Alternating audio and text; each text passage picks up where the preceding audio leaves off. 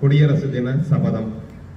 அடிமை சங்கழி தகர்த்து விடுதலைக்கு வித்திட்டு குடியுரிமை பெற்று தந்த வீரத் தலைவர்களின் பாதம் பணிவோம்.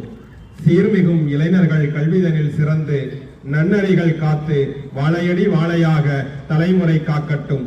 நாட்டை சீரழிக்கும் பிரிவினைவாதிகளின் தீய சக்திகளை நீக்கி வீழ்த்துவீர். சமத்துவம் வித்திட்டு சம உரிமை பெறட்டும். இயற்கை வளத்தை சூறையாடும் தேச விரோத ஒட்டுண்ணிகளை மண்ணில் சாய்த்து மண்வளம் சிறக்க சட்டம் வலுப்பெறட்டும்.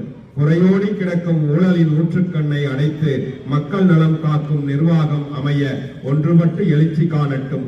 நரம்புகள் புடைத்து வார்த்தைகள் தடித்து இன ஒற்றுமையை சீர்குலைக்கும் மத தீவிரவாதத்தை வேரோடு சாய்த்து இந்திய பேரரசின் மகத்துவம் போற்றற்றும்.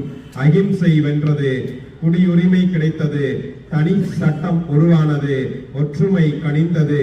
காலத்தை வென்று தலைமுறை காக்கும் பண்பாடு சிறக்கட்டும். ஒற்றுமை நிலைக்கட்டும். மக்கள் நலம் சிறக்கட்டும். தேசிய கொடி பறக்கட்டும். தேசியம் ஓங்கட்டும். தேசபக்தி ஒளிரட்டும்.